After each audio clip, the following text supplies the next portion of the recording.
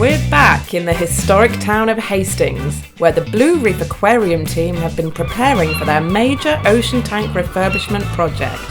The holding tanks are primed and ready, and the enormous ocean tank has been draining overnight. Looking pretty empty at the moment. We've still got a little way to go, but we're going to be getting in there soon in the next half hour or so. And we're going to be getting the sharks out first, so that's going to be the tricky bit. We're going to hopefully corral the sharks towards one corner, and then we can scoop them out with sweep nets. We're a bit nervous. It's the first time we've done this for quite a few years, so I think we're as ready as we can be. Adam, who's Chap, have you got the order? Yeah, excellent news. The mystery animal is still ongoing. We're going to be picking it up. It's all up there ready for us. So the architects planned we should get those in a few days. The theming, I have no idea what they've come up with. And today, as you know, is D-Day with the actress, and all the staff are going to be moving all the fish, all the species out the ocean tank. So bang, bang, bang. Today's the day.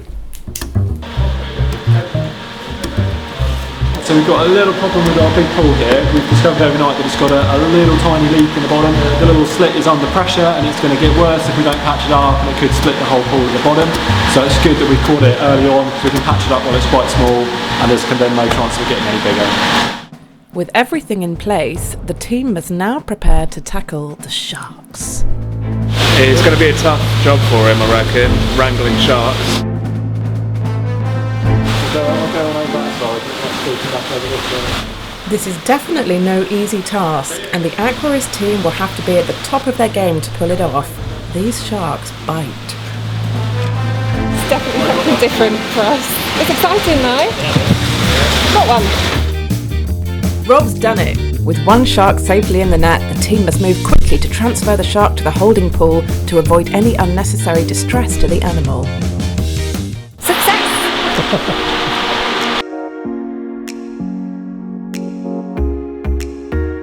Thousands of animals here, roughly about 3,500 in total. So there is a whole host of things that still need to be done. That's things like feeding and cleaning. One of the tanks that we're particularly keeping an eye on at the moment is our Clownfish tank, which is this one here. They have seemingly laid some eggs in their tank, so this is very exciting for us. It's clownfish. They live in groups. We have one large female and one large male, who are the ones that are of particular interest. Down one side of the rock there's a flat edge where the female has laid all of her eggs, and then you will also see that the male, who is slightly smaller, is the one who does the majority of work looking after those eggs, swimming around and wafting the water over the eggs. Occasionally he will put them in his mouth to kind of suck off any debris or algae, just to make sure that there's a good flow of oxygen through those eggs. Apart from our breeding pair, we do have a little guy who seems to be on his own. That is because within the kind of hierarchy of the group, he is not allowed to breed whilst the breeding pair are doing their thing. Back in the tank, things are not going smoothly. The first one was brilliant, but they are very good at hiding and moving away from us. This is what they were designed to do. But it is now on the right side of the tank, so hopefully it won't be too long before we get this one now. Shark Wrangler extraordinaire Rob has done it again. With both black-tipped sharks safely in their temporary home, the first mission of the day is complete, and now the hard work can really begin. That was fun. Let's get it. It went quicker than we thought it was going to. So, yeah, no major design there, it's all good.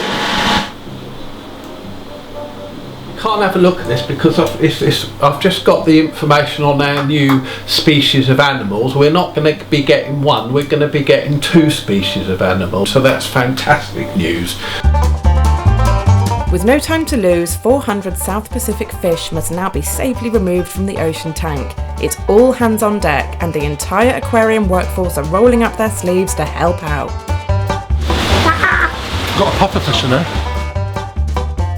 While time is against the team, the welfare of the animals must come first. Oh yeah, I'm just trying to point out where they're hiding in the hole there. There's 5 in here.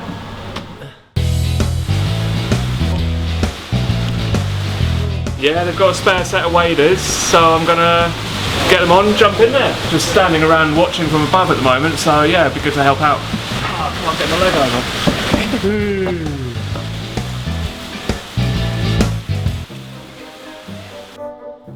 While work continues in the tank, General Manager David has other headaches. The aquarium is over 20,000 square feet, and with that comes continuous maintenance issues. Survey the damage. This is a disaster. This is a result of Storm Christoph that's been sweeping the country, and it hit us on the south coast, including Hastings, last night. We've now got to have a new fence put all up. We're just, as you can see, we've started to fence it off just to make it safe and to keep people out. So what are you going to have to do now, practically? Well, practically we're going to have to get a new fence. And inside the aquarium, the team aren't having much luck either. We're having trouble finding a porcupine for fish. He's really, really hiding from us. They're hiding in the rocks, it's what they'll do. Once they get their sort of spines into a rock, they're really hard to get out. With the water temperature dropping, the job is becoming colder and more unpleasant for everyone.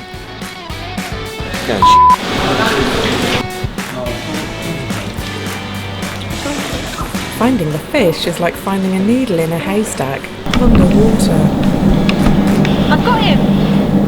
At last they've found him. This elusive pufferfish can now be transported to his holding tank.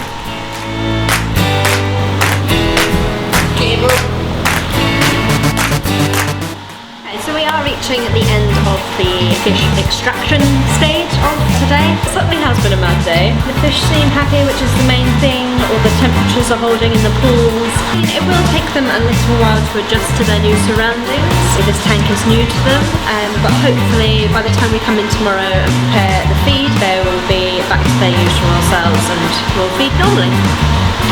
Adam scoops the last remaining fish. Finally, the end is in sight.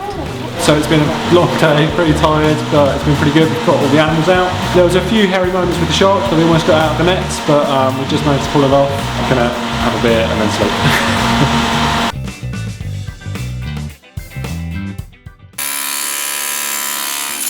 The following morning, the Blue Reef Team are at it again. The next stage will involve a lot of hard work and a lot of noise.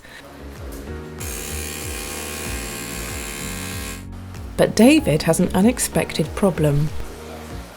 Come in this morning and we've got condensation and water dripping off the ceilings in the cafe. It's not meant for having livestock and very high temperatures in there. There's all our ovens and all our electric and all our cafe furniture. It costs considerable money, so therefore we will need to remove that because I don't want to have to replace all that new furniture. In better news, the ocean tank contractors have arrived to start work. Came here when I was 19 and the place had just opened, and that's where my career started. It's just really nice to be back here in my hometown and working on this again. So the challenges for this particular project are the unknowns really, and we've probably got 20 tonnes of material to put back into this and the access isn't great, so it's just quite labour intensive. All the building materials for the project will need to come through the narrow viewing windows which have been temporarily removed. It's definitely gonna leak now.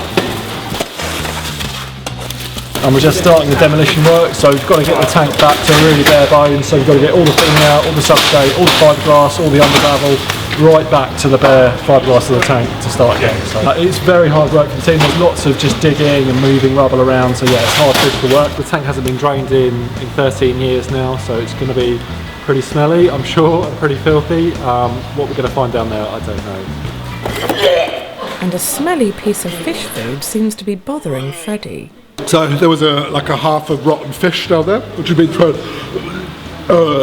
Just thinking about it's making me feel it's really not good for someone who works in an aquarium to react to fish like this. We are just keeping an eye on our giant Pacific octopus Baxter here at the moment. He hasn't been seeing many visitors recently, and he is an animal that really likes a lot of interaction. He always pays attention to people when they're coming by. So we need to just make sure that he is still occupied and busy because we don't want him to get bored.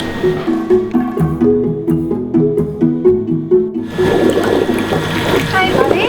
They can actually taste through the suckers on their tentacles, so you will know that it's both me and Lauren up here. It's really, really strong.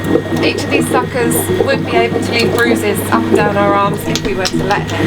And this bit in here is the bit we want to avoid. So that little black dot there is where their beaks are. They've got a beak a little bit like a parrot's beak. That is what they use to crunch through things like crab shells. But that's the bit that we don't want to get bitten with. Responded really well. He's changed colour, which is always nice to see, and he always really enjoys having a little bit of attention, especially when he is missing our visitors.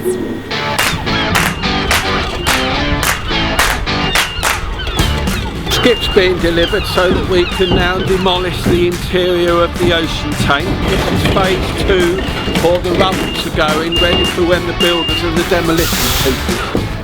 Rubble is loaded up and moved through the building to the waiting skip. It's an enormous amount of work, but there's been a marked transformation inside the tank. I don't really know what I'm doing. Rob's just told me to just scrape, and it is probably one of the most boring jobs I've ever had. There's like a tough, sticky glue all over the tank. We need to strip it all the way back. It needs a kind of rough key in order to re-fiberglass it, and if there's even a little spot where it isn't protected, that's where the water will come through. You'll be pleased with yourself. You'll do like a couple of square inches, and then you'll look about, and then you'll see that there's absolutely tons of it. It could be quite demoralising, really. In order to stop any delays, industrial grinders are quickly brought in to speed up the process. I'm not going to say that I'm jealous of them. It looks quite dusty in there. I know that they're doing quite long days to get it all done. Have your to-do list and you take it just one task at a time, and between us all we'll get there.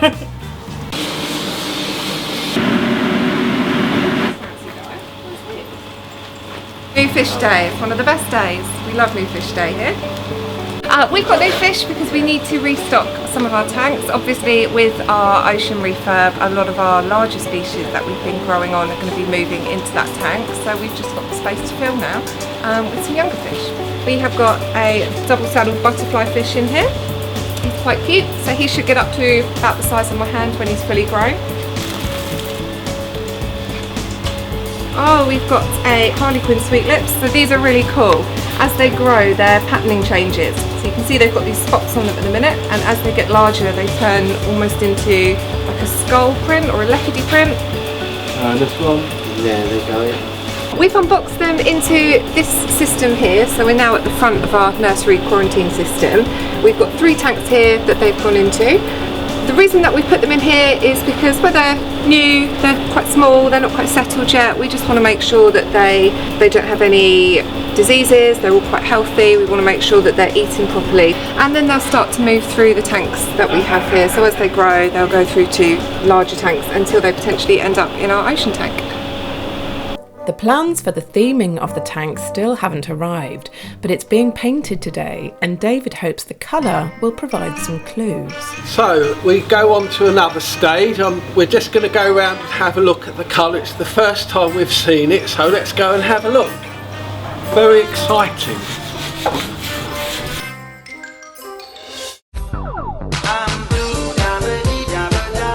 That's fantastic. What a colour. I would describe it as royal blue, or naval blue, I think. What colour is it? In between bright blue and Nile blue. Bright blue and Nile blue. Looks absolutely fantastic. Yeah, it's very blue, isn't it? Very blue. That's what you sort of like the colour my friends have in their indoor swimming pool. Perhaps we're having crocodiles in there. Well, I'm leaving. Is that the mystery animal? Might be a crocodile, might not be one of them. We have to wait and see. Everybody's waiting with bated breath, like they are for the architect's plans that will due to come in any day. They're here! Oh, excellent.